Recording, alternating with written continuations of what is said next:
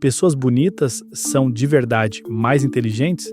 A pergunta soa injusta, quase elitista, mas a ciência levou ela a sério por décadas. E a resposta mais honesta é bem mais estranha do que um simples sim ou não. De tempos em tempos, uma manchete reaparece na internet. As pessoas mais atraentes seriam também as mais inteligentes.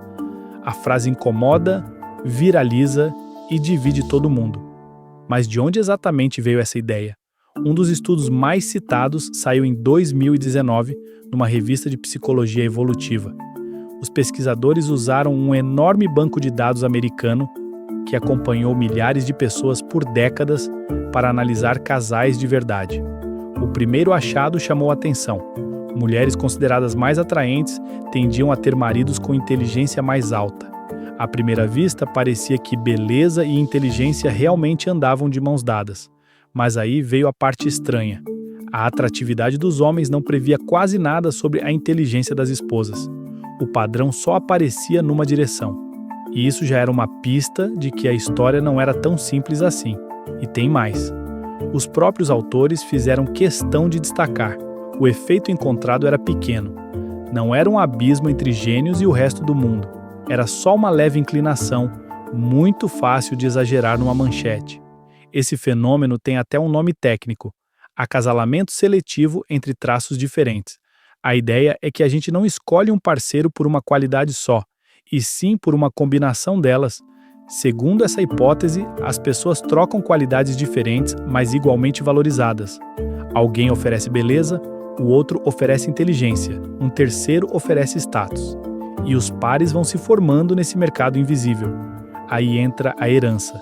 Como beleza e inteligência têm, em parte, um componente genético, alguns pesquisadores propõem que, ao longo das gerações, esses casais poderiam criar uma correlação entre as duas coisas. Mas isso ainda é apenas uma hipótese em investigação. Existe também uma segunda explicação ligada ao desenvolvimento do corpo. Boas condições genéticas poderiam influenciar várias características ao mesmo tempo, tanto a aparência quanto a mente.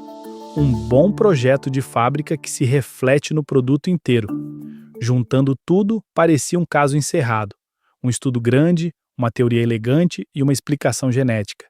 Parecia mesmo, porque foi exatamente aí que a ciência mais recente entrou em cena e virou o jogo. Estudos mais novos, incluindo pesquisas com gêmeos e revisões que juntam dezenas de trabalhos, não encontraram uma correlação consistente entre inteligência e a beleza do rosto. Quando se olha com mais rigor, o efeito quase desaparece. E tem um detalhe ainda mais desconfortável.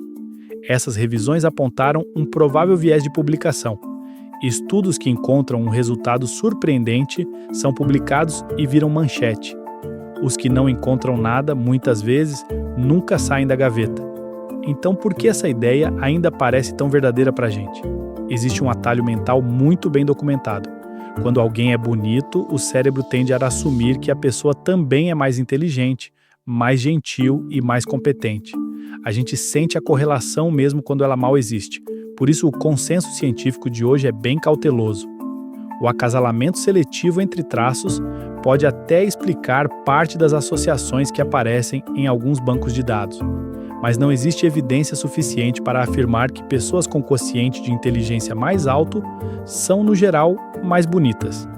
A ponte entre as duas coisas é frágil demais para sustentar uma frase tão categórica. E se existe alguma relação, ela é minúscula. Real o bastante para render um título chamativo, mas pequena demais para dizer qualquer coisa sobre você, sobre mim ou sobre a próxima pessoa que a gente encontrar na rua.